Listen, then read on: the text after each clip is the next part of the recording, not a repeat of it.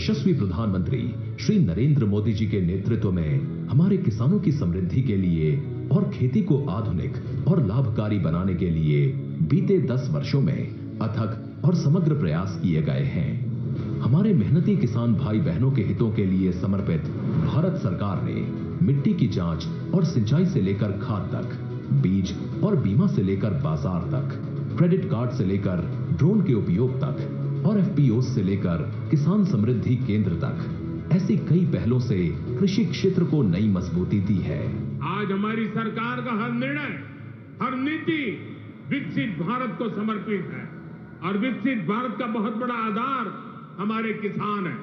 किसानों को सशक्त बनाने की दिशा में आज कई बड़े कदम उठाए गए। इसी दिशा में किसानों को सशक्त बनाने और उनकी मेहनत व समर्पण को सम्मान देने के उद्देश्य से शुरू की गई प्रधानमंत्री किसान सम्मान निधि योजना ने 6 वर्ष पूरे कर लिए हैं। ये योजना विश्व की सबसे बड़ी डायरेक्ट बेनिफिट ट्रांसफर डीबीटी योजनाओं में से एक है। इस योजना के तहत किसानों को हर साल 6,000 रुपए की राशि सीधे उनके बैंक खातों में भेजी जाती है। अब तक करीब 3.5 लाख करोड़ रुपए की राशि सीधे किसानों के बैंक खातों में ट्रांसफर की जा चुकी है, जिससे उनकी आर्थिक स्थिति मजबूत हुई है। पीएम किसान के 85% से अधिक लाभार्थी छोटे व सीमांत किसान हैं। इस योजना में महिला किसानों की भागीदारी भी लगातार बढ़ रही है, जिससे ग्रामीण अर्थव्यवस्था में महिलाओं की सशक्त भूमिका को बल मिल रहा है। पीएम किसान से किसान साथियों को नए कृषि उपकरण, उच्च गुणवत्ता वाले बीज और उर्वरक खरीदने में मदद मिली है, जिससे उत्पादकता बढ़ी है और उनकी आय में वृद्धि हुई है। पीएम किसान के मजबूत डिजिटल इंफ्रास्ट्रक्चर और पारदर्शिता ने बिचौलियों की भूमिका को समाप्त कर दिया है। 9 लाख से ज्यादा वन क्षेत्र के किसानों और 16,500 से अधिक सीमावर्ती गांवों के किसानों को भी योजना का लाभ मिल रहा है। कृषि और किसान कल्याण को प्राथमिकता देते हुए केंद्र सरकार ने अन्नदाता को उनकी उपज का उचित मूल्य दिलाने के लिए गत 10 वर्षों में 20 लाख करोड़ रुपए से अधिक की राशि से एमएसपी पर गेहूं, धान, कपास, दलहन और तिलहन फसलों की खरीद की है। इतना ही नहीं, 12 लाख करोड़ रुपए की उर्वरक सब्सिडी से किसानों को उचित मूल्य पर पर्याप्त और गुणवत्ता वाले उर्वरक की उपलब्धता सुनिश्चित की है, जो भारत सरकार की सतत प्रतिबद्धता को दिखाता है। माननीय प्रधानमंत्री श्री नरेंद्र मोदी जी के नेतृत्व में केंद्र सरकार पशुपालकों की आय वृद्धि के लिए निरंतर प्रयासरत है। इन्हीं सभी प्रयासों के कारण आज भारत विश्व में दुग्ध उत्पादन में प्रथम स्थान पर है। साथ ही पशु रोगों की रोकथाम के लिए मुंह और खुरपका रोग यानी एफएमडी के 100 करोड़ से अधिक टीके लगाए जा चुके हैं। इस साल के बजट में भी किसान कल्याण के लिए कई महत्वपूर्ण निर्णय लिए गए हैं, जिनमें प्रधानमंत्री धन धान्य कृषि योजना शामिल है, जो कम उत्पादकता वाले 100 जिलों में सिंचाई, गुणवत्तापूर्ण बीज और खाद उर्वरक प्रदान कर भूमि की उपजाऊ क्षमता बढ़ाने पर केंद्रित है। इसके अलावा कपास उत्पादकता एवं दलहन आत्मनिर्भरता मिशन के तहत किसानों को अधिक उपज, उचित मूल्य और निर्यात के अवसर उपलब्ध कराने का लक्ष्य है। बिहार में मखाना बोर्ड की स्थापना से मखाना उत्पादन को बढ़ावा मिलेगा, जिससे किसानों को बेहतर कीमत और प्रसंस्करण सुविधाएं मिलेंगी। आज प्रधानमंत्री श्री नरेंद्र मोदी जी द्वारा पीएम किसान सम्मान निधि की 19वीं किश्त के तहत 9 करोड़ 80 लाख से अधिक किसानों के बैंक खातों में 22,000 करोड़ रुपए से अधिक की सम्मान राशि का सीधा हस्तांतरण किसान सम्मान की इसी अटूट श्रृंखला का प्रमाण है। इसके साथ ही प्रधानमंत्री जी के द्वारा 10,000 किसान उत्पादक संगठनों का राष्ट्र को समर्पण, भारत सरकार के राष्ट्रीय गोकुल मिशन के तहत मोतीहारी में उत्कृष्टता केंद्र का लोकार्पण, जिससे भारत की देशी नस्लों के संरक्षण एवं संवर्धन को नई दिशा मिलेगी और 5 लाख से अधिक किसानों को लाभ होगा। आज बरौनी में दुग्ध संयंत्र का उद्घाटन भी डेयरी किसानों के हितों को सुनिश्चित करने की ओर अहम कदम है, जिससे डेयरी सहकारिता से जुड़े किसानों की आय में तेजी से वृद्धि होगी। ऐसे ही समर्पित प्रयासों से विकसित भारत के लिए समृद्ध किसान का संकल्प सशक्त होता रहेगा।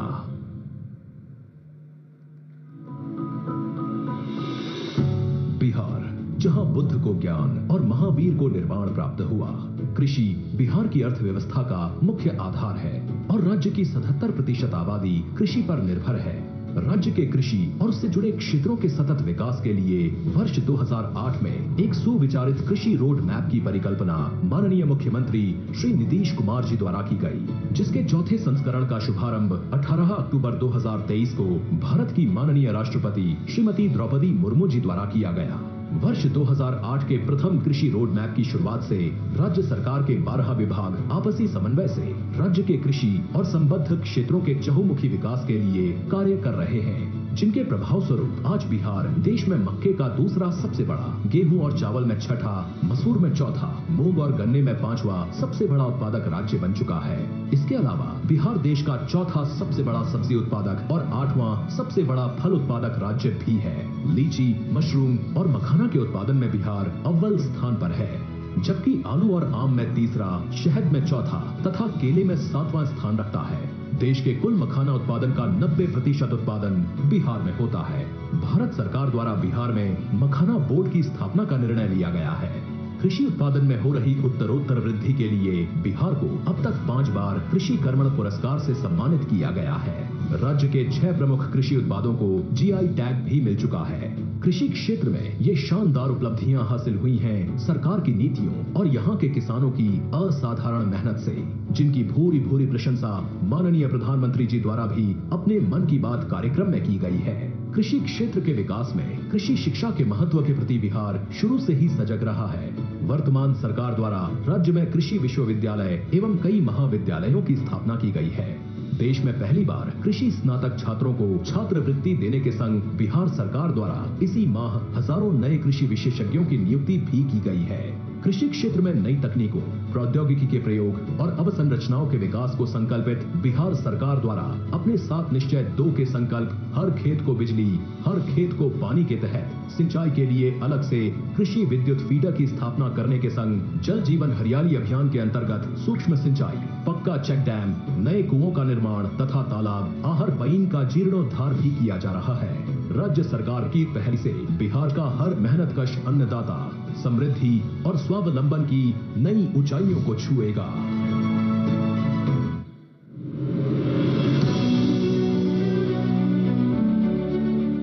विकसित भारत के लिए विकसित बिहार का निर्माण, ये है डबल इंजन सरकार का संकल्प।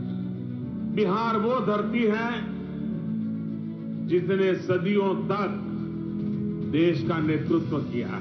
विकसित भारत के लिए बिहार का विकसित होना उतना ही जरूरी है। प्रधानमंत्री मोदी जी ने इस साल के बजट में बिहार को रेलवे के लिए रिकॉर्ड 10,000 करोड़ रुपए से अधिक दिए हैं। आज बिहार में 12 वंदे भारत ट्रेनें एवं देश की पहली अमृत भारत एक्सप्रेस ट्रेन चल रही है। इसी श्रृंखला में आज बिहार को 2 नई रेल परियोजनाओं की सौगात मिल रही है।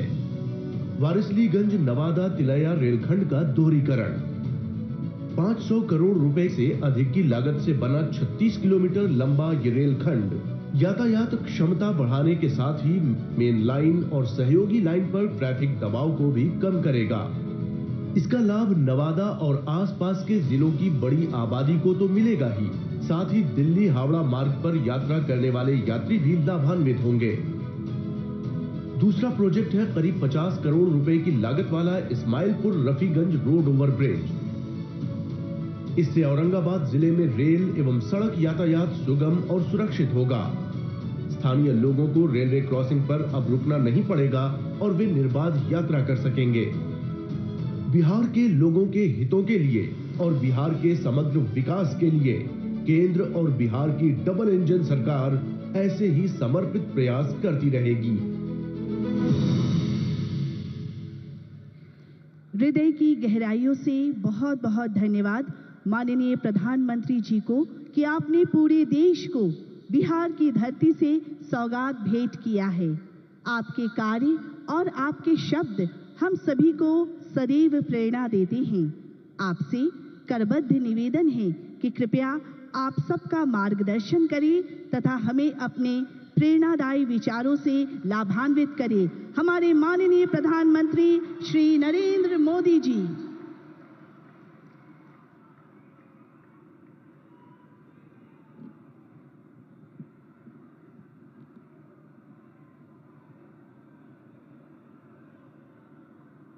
भारत माता की अंगराज दानवीर कर्ण की धरती महर्षि मैही के तपस्थली भगवान वासुपूज्य के पंच कल्याणक भूमि विश्व प्रसिद्ध विक्रमशिला महाविहार बाबा बूढ़ानाथ के पवित्र भूमि पे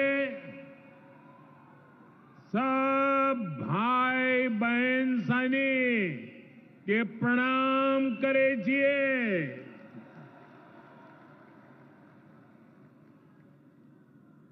मंच पर विराजमान राज्यपाल श्रीमान आरिफ मोहम्मद खान जी, बिहार के लोकप्रिय एवं बिहार के विकास के लिए समर्पित हमारे लाडले मुख्यमंत्री नीतीश कुमार जी, केंद्रीय मंत्रिमंडल में मेरे सहयोगी शिवराज सिंह चौहान जी, जीतन राम मांझी जी, ललन सिंह जी, गिरिराज सिंह जी, चिराग पासवान जी, राज्य मंत्री श्रीमान रामनाथ ठाकुर जी, बिहार सरकार के उप मुख्यमंत्री सम्राट चौधरी जी, विजय सिन्हा जी, राज्य के अन्य मंत्री एवं जनप्रतिनिधिगण, उपस्थित महानुभाव और बिहार के मेरे प्यारे भाई और बहनों, आज हमारे साथ देश के कोने कोने में कई मुख्यमंत्री, कई मंत्री और करोड़ों करोड़ों किसान भी आज इस कार्यक्रम में हमारे साथ जुड़े हुए हैं। मैं उन सबको भी आदरपूर्वक नमन करता हूं। साथियों, महाकुंभ के समय में मंदरांचल की इस धरती पर आना अपने आप में बड़ा सौभाग्य है। इस धरती में आस्था भी है, विरासत भी है और विकसित भारत का सामर्थ्य भी है। ये शहीद तिलका मांझी की धरती है, ये सिल्क सिटी भी है। बाबा अजगैबीनाथ की इस पावन धरा में इस समय महाशिवरात्रि की भी खूब तैयारियां चल रही हैं। ऐसे पवित्र समय में मुझे पीएम किसान निधि की एक और किस्त देश के करोड़ों किसानों को भेजने का सौभाग्य मिला है। करीब 22,000 करोड़ रुपए एक क्लिक पर देश भर के किसानों के खाते में पहुंचे हैं। और जैसे ही अभी मैंने क्लिक दबाई, मैं देख रहा था यहां पर भी जो राज्यों के दृश्य दिख रहे थे, यहां भी कुछ लोगों की तरफ मेरी नजर गई। वो फटाफट अपने मोबाइल देख रहे थे कि पैसा आया कि नहीं आया,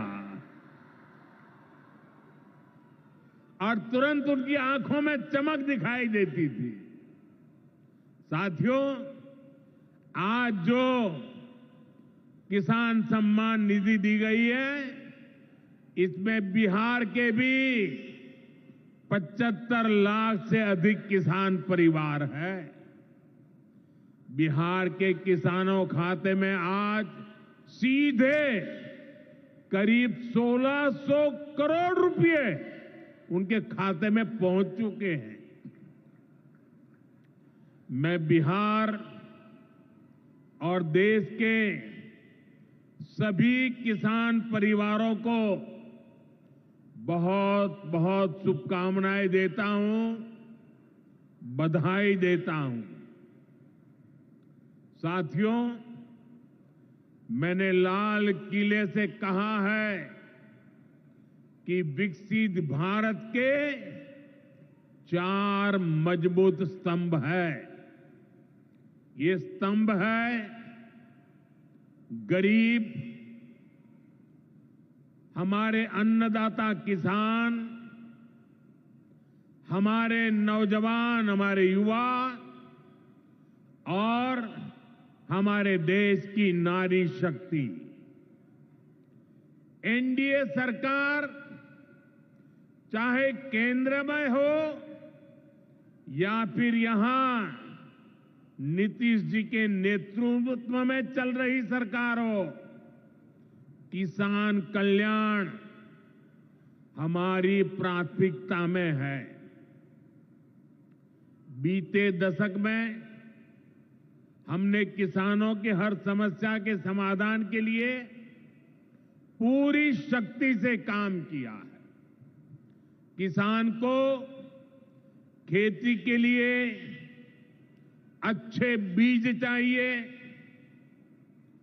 पर्याप्त और सस्ती खाद चाहिए, किसानों को सिंचाई की सुविधा चाहिए, पशुओं का बीमारी से बचाव चाहिए और आपदा के समय नुकसान से सुरक्षा चाहिए। पहले इन सभी पहलुओं को लेकर किसान संकट से घिरा रहता था। जो लोग पशुओं का चारा खा सकते हैं, वो इन स्थितियों को कभी भी नहीं बदल सकते। एनडीए सरकार ने इस स्थिति को बदला है। बीते वर्षों में हमने सैकड़ों आधुनिक किस्म के बीज किसानों को दिए। पहले यूरिया के लिए किसान लाठी खाता था और यूरिया की कालाबाजारी होती थी। आज देखिए, किसानों को पर्याप्त खाद मिलती है। हमने तो कोरोना के महासंकट में भी किसानों को खाद की कमी नहीं होने दी। आप कल्पना कर सकते हैं कि अगर एनडीए सरकार न होती, क्या होता? साथियों, अगर एनडीए सरकार न होती तो आज भी हमारे किसान भाई बहनों को खाद के लिए लाठियां खानी पड़ती। आज भी बरौनी खाद कारखाना बंद पड़ा होता। दुनिया के अनेक देशों में खाद की बोरी जो 3,000 रुपये की मिल रही है, वो आज हम किसानों को 300 रुपये से भी कम में देते हैं। एनडीए सरकार न होती तो यूरिया की एक बोरी भी आपको 3,000 रुपये की मिलती। हमारी सरकार किसानों के बारे में सोचती है, उनकी भलाई के लिए काम करती है। इसलिए यूरिया और डीएपी का जो पैसा किसानों को खर्च करना था, वो केंद्र सरकार खुद खर्च कर रही है। बीते 10 साल में करीब 12 लाख करोड़ रुपए जो खाद खरीदने के लिए आपके जेब से जाने थे, वो बच गए। वो केंद्र सरकार ने बजट में से दिए हैं। यानी इतना सारा पैसा, 12 लाख करोड़ रुपया देश के करोड़ों किसानों की जेब में बचा है। साथियों, एनडीए सरकार न होती तो आपको पीएम किसान सम्मान निधि ये भी नहीं मिलती। इस योजना को शुरू हुए अभी करीब 6 साल हुए हैं। अभी तक लगभग 3,70,000 करोड़ रुपए सीधे किसानों के खाते में पहुंच चुके हैं। बीच में कोई बिचौलिया नहीं, कोई कटकी कंपनी नहीं। 1 रुपया दिल्ली से निकले 100 पैसा सीधा पहुंचता है। ये आप जैसे छोटे किसान हैं जिनको पहले सरकार की योजनाओं का पूरा लाभ नहीं मिल पाता था। छोटे किसानों का हक भी बिचौलिए हड़प कर लेते थे। लेकिन ये मोदी है, ये नीतीश जी है जो किसानों के हक का किसी को नहीं खाने देंगे।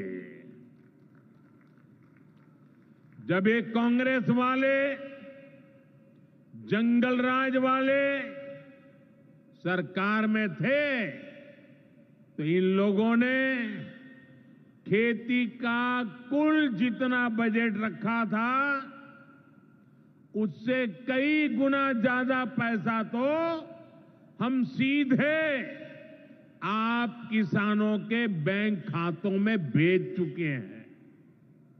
ये काम कोई भ्रष्टाचारी नहीं कर सकता है। ये काम वही सरकार कर सकती है जो किसान कल्याण के लिए समर्पित है। साथियों, कांग्रेस हो, जंगल राज वाले हो, इनके लिए आप किसानों की तकलीफ भी कोई मायने नहीं रखती। पहले जब बाढ़ आती थी, सूखा पड़ता था, ओला पड़ता था, तो ये लोग किसानों को अपने हाल पर छोड़ देते थे। 2014 में जब आपने एनडीए को आशीर्वाद दिया तो मैंने कहा ऐसे नहीं चलेगा। एनडीए सरकार ने पीएम फसल बीमा योजना बनाई। इस योजना के तहत 2.25 लाख करोड़ रुपए का क्लेम किसानों को आपदा के समय मिल चुका है। साथियों, जो भूमिहीन है, जो छोटे किसान है, उनकी आय को बढ़ाने में एनडीए सरकार पशुपालन को बढ़ावा दे रही है। पशुपालन गांव में हमारी बहनों को लखपति दीदी बनाने में भी बहुत काम आ रहा है। देश में अभी तक करीब 1.25 करोड़ लखपति दीदी बन चुकी है। इनमें बिहार की भी हजारों जीविका दीदियां शामिल हैं। बीते दशक में भारत में दूध उत्पादन 14 करोड़ टन से बढ़कर, ये याद रखिए, 10 साल में 14 करोड़ टन दूध उत्पादन से बढ़कर के 24 करोड़ टन दूध उत्पादन हो रहा है। यानी भारत ने दुनिया के नंबर 1 दूध उत्पादक के रूप में अपनी भूमिका को और सशक्त किया है। इसमें बिहार की भी बहुत बड़ी भागीदारी है। आज बिहार में सहकारी दूध संघ प्रतिदिन 30 लाख लीटर दूध खरीदता है। इसके कारण हर साल 3,000 करोड़ रुपए से अधिक बिहार के पशुपालकों, हमारी माताओं बहनों के खाते में पहुंच रहे हैं। साथियों, मुझे खुशी है कि डेयरी सेक्टर को बढ़ावा देने के हमारे प्रयासों को राजीव रंजन जी, हमारे ललन सिंह जी बहुत ही कुशलता के साथ आगे बढ़ा रहे हैं। इनके प्रयासों से यहां बिहार में 2 परियोजनाएं तेजी से पूरी हो रही है। मोतीहारी का सेंटर ऑफ एक्सीलेंस बेहतरीन देसी नस्ल की गायों के विकास में मदद करेगा। दूसरा बरौनी का मिल्क प्लांट है। इस क्षेत्र के 3 लाख किसानों को फायदा होगा, नौजवानों को रोजगार मिलेगा। साथियों, हमारे जो नाविक साथी हैं, जो मछुआरे साथी हैं, इनको पहले की सरकारों ने कोई फायदा नहीं दिया।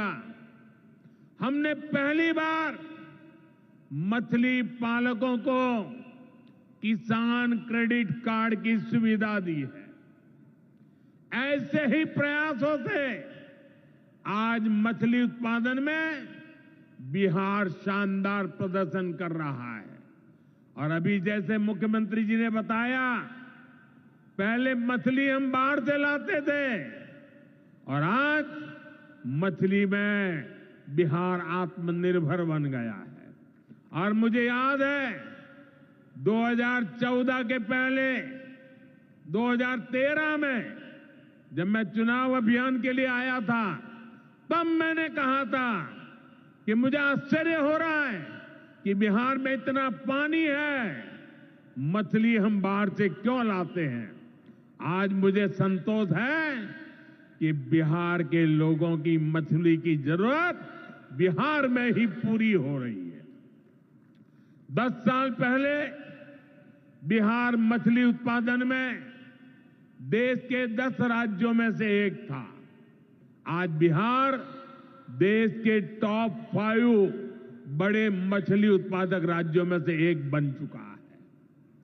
फिशरीज सेक्टर पर हमारे फोकस का बहुत बड़ा फायदा हमारे छोटे किसानों को हुआ है, मछुआरे साथियों को हुआ है।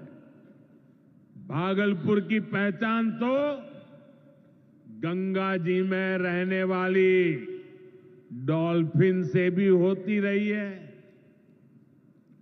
ये नमामि गंगे अभियान की भी बहुत बड़ी सफलता है। साथियों, बीते वर्षों में सरकार के प्रयासों से भारत का कृषि निर्यात बहुत अधिक बढ़ा है। इससे किसानों को उनकी उपज की ज्यादा कीमत मिलने लगी है। कई कृषि उत्पाद ऐसे हैं जिनका पहली बार निर्यात शुरू हुआ है, एक्सपोर्ट हो रहा है। अब बारी बिहार के मखाना की है। मखाना आज देश के शहरों में सुबह के नाश्ते का प्रमुख अंग हो चुका है। मैं भी 365 दिन में से 300 दिन तो ऐसे होंगे कि मैं मखाना जरूर खाता हूं। ये एक सुपर फूड है जिसे अब दुनिया के बाजारों तक पहुंचाना है। इसलिए इस वर्ष के बजट में मखाना किसानों के लिए मखाना बोर्ड बनाने का ऐलान किया गया है। ये मखाना बोर्ड मखाना उत्पादन, प्रोसेसिंग, वैल्यू एडिशन और मार्केटिंग ऐसे हर पहलू में बिहार के मेरे किसानों की मदद करेगा। साथियों, बजट में बिहार के किसानों और नौजवानों के लिए एक और बड़ी घोषणा भी की गई है। पूर्वी भारत में फूड प्रोसेसिंग इंडस्ट्री को बढ़ावा देने के लिए बिहार एक बड़े केंद्र के रूप में उभरने वाला है। बिहार में national institute of food technology and entrepreneurship की स्थापना की जाएगी। यहां बिहार में कृषि के क्षेत्र में 3 नए सेंटर ऑफ एक्सेलेंस की भी स्थापित किए जाएंगे। इनमें से एक हमारे भागलपुर में ही स्थापित होगा। यह सेंटर आम की जर्दालू किस्म पर फोकस करेगा। 2 और केंद्र मुंगेर और बक्सर में बनाए जाएंगे, जो टमाटर, प्याज और आलू किसानों को मदद देंगे। यानी किसान हित के निर्णय लेने में हम कोई कसर बाकी नहीं छोड़ रहे। साथियों, आज भारत कपड़े का भी बहुत बड़ा निर्यातक बन रहा है। देश में कपड़ा उद्योग को बल देने के लिए अनेक कदम उठाए जा रहे हैं।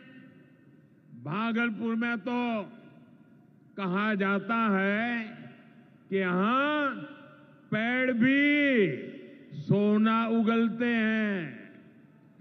भागलपुरी सिल्क, टसर सिल्क पूरे हिंदुस्तान में मशहूर है।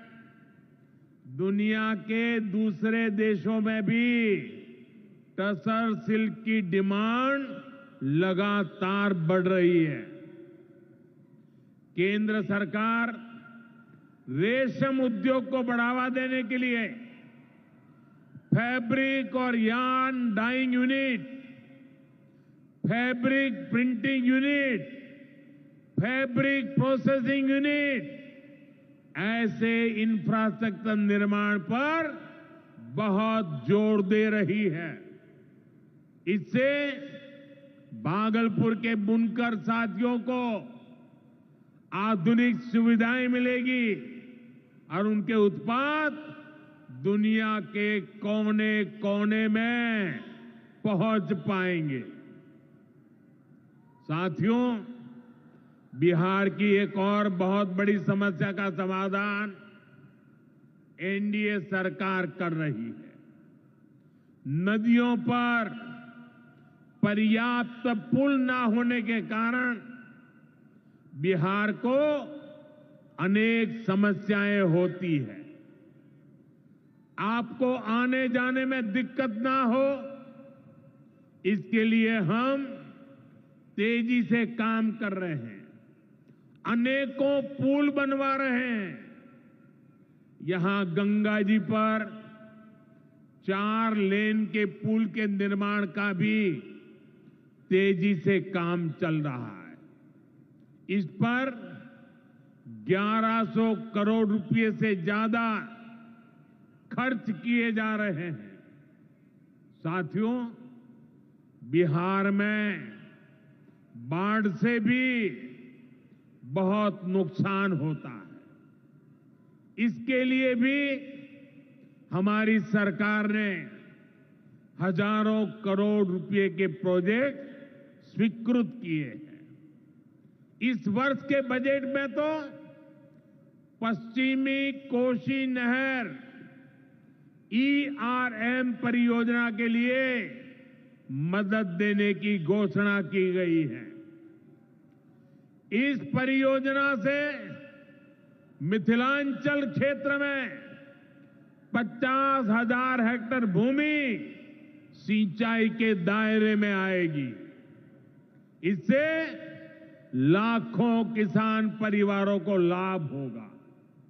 साथियों, एनडीए सरकार किसानों की आय बढ़ाने के लिए अलग अलग स्तर पर काम कर रही है। भारत में उत्पादन बढ़े, दलहन और तिलहन में हम आत्मनिर्भर हो, यहां ज्यादा से ज्यादा फूड प्रोसेसिंग उद्योग लगे और हमारे किसानों के उत्पाद दुनिया भर तक पहुंचे। इसके लिए सरकार एक के बाद एक नए कदम उठा रही है। मेरा तो सपना है कि दुनिया की हर रसोई में भारत के किसान का उगाया कोई न कोई उत्पाद होना ही चाहिए। इस वर्ष के बजट ने भी इसी विजन को आगे बढ़ाया है।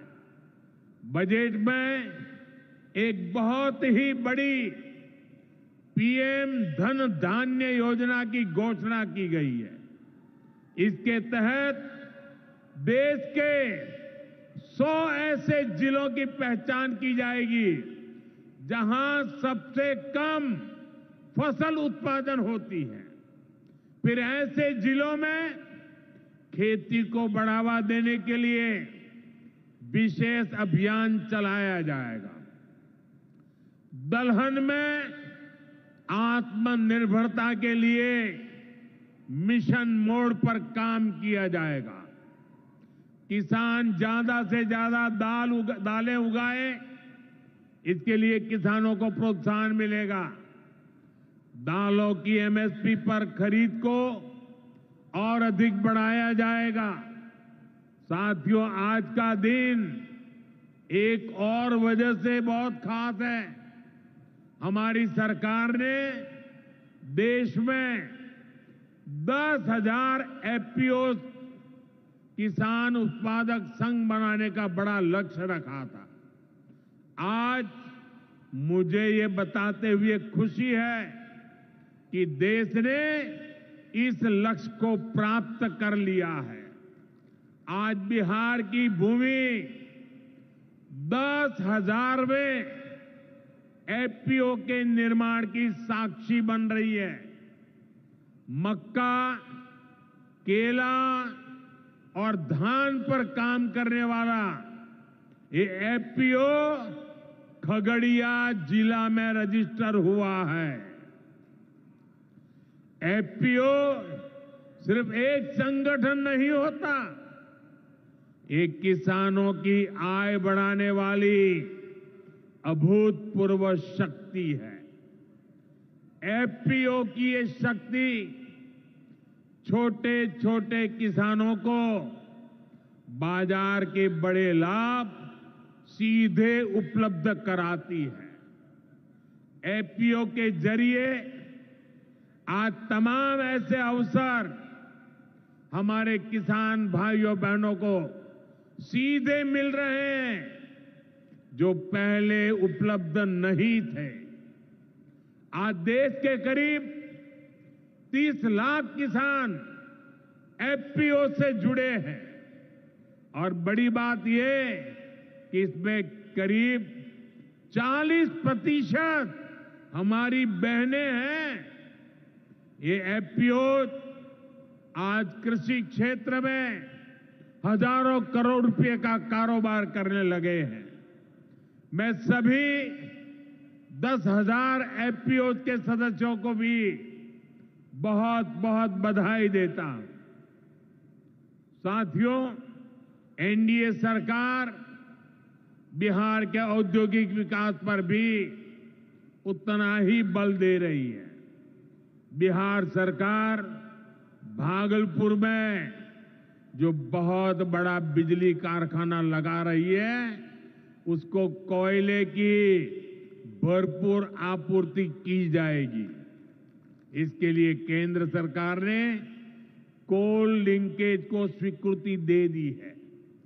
मुझे पूरा भरोसा है कि यहां पैदा होने वाली बिजली बिहार के विकास को नई ऊर्जा देगी। इससे बिहार के नौजवानों को रोजगार के नए अवसर मिलेंगे। साथियों, पूर्वोदय से ही विकसित भारत का उदय होगा और हमारा बिहार पूर्वी भारत का सबसे अहम स्तंभ है। बिहार भारत की सांस्कृतिक विरासत का प्रतीक है। कांग्रेस आरजेडी के लंबे कुशासन ने बिहार को बर्बाद किया, बिहार को बदनाम किया। लेकिन अब विकसित भारत में बिहार का वही स्थान होगा जो प्राचीन समृद्ध भारत में पाटलिपुत्र का था। इसके लिए हम सभी मिलकर निरंतर प्रयास कर रहे हैं। बिहार में आधुनिक कनेक्टिविटी के लिए, सड़कों के नेटवर्क के लिए, जन कल्याण की योजनाओं के लिए एनडीए सरकार प्रतिबद्ध होकर काम कर रही है। मुंगेर से भागलपुर होते हुए मिर्जा चौकी तक करीब 5,000 करोड़ रुपए की लागत से नया हाईवे भी बनाने का काम शुरू हो रहा है। भागलपुर से औंसडीहा तक 4 लेन सड़क को चौड़ा करने का काम भी शुरू होने जा रहा है। भारत सरकार ने विक्रमशिला से कटारिया तक नई रेल लाइन और रेल पुल को भी स्वीकृति दे दी है। साथियों, हमारा ये भागलपुर सांस्कृतिक और ऐतिहासिक रूप से बहुत महत्वपूर्ण रहा है। विक्रमशिला विश्वविद्यालय के कालखंड में ये वैश्विक ज्ञान का केंद्र हुआ करता था। हम नालंदा विश्वविद्यालय के प्राचीन गौरव को आधुनिक भारत से जोड़ने का काम शुरू कर चुके हैं। नालंदा विश्वविद्यालय के बाद अब विक्रमशिला में भी सेंट्रल यूनिवर्सिटी बनाई जा रही है। जल्द ही केंद्र सरकार इस पर काम शुरू करने वाली है। मैं नीतीश जी, विजय जी, सम्राट जी सहित बिहार सरकार की पूरी टीम को बधाई देता हूं। आप इस प्रोजेक्ट से जुड़ी जरूरतों को पूरा करने में तेजी से जुटे हैं। साथियों, एनडीए सरकार भारत की गौरवशाली विरासत के संरक्षण और वैभवशाली भविष्य के निर्माण के लिए एक साथ काम कर रही है।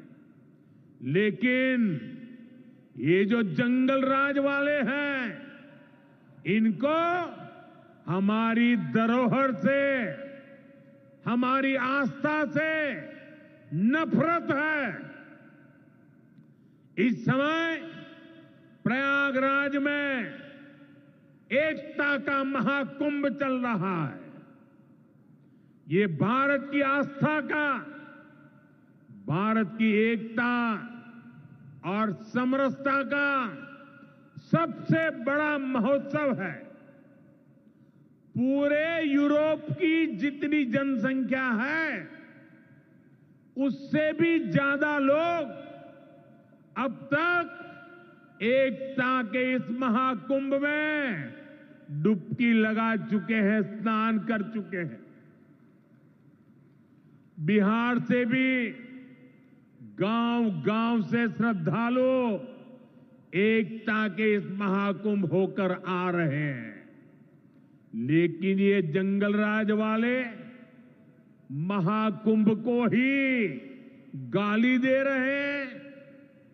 महाकुंभ को लेकर भद्दी भद्दी बातें कर रहे हैं। राम मंदिर से चिढ़ने वाले लोग महाकुंभ को भी कोसने का कोई मौका नहीं छोड़ रहे हैं। मैं जानता हूं, महाकुंभ को गाली देने वाले ऐसे लोगों को बिहार कभी भी माफ नहीं करेगा। साथियों, बिहार को समृद्धि के नए पथ पर ले जाने के लिए हम दिन रात ऐसे ही मेहनत करते रहेंगे। एक बार फिर देश के किसानों को और बिहार वासियों को बहुत बहुत बधाई। मेरे साथ बोले, भारत माता की, भारत माता की। बहुत बहुत धन्यवाद। हमारे यशस्वी माननीय प्रधानमंत्री महोदय का कोटि कोटि धन्यवाद। इस अवसर पर हम सबों को मार्गदर्शित करने के लिए अपने प्रेरणादायी विचारों से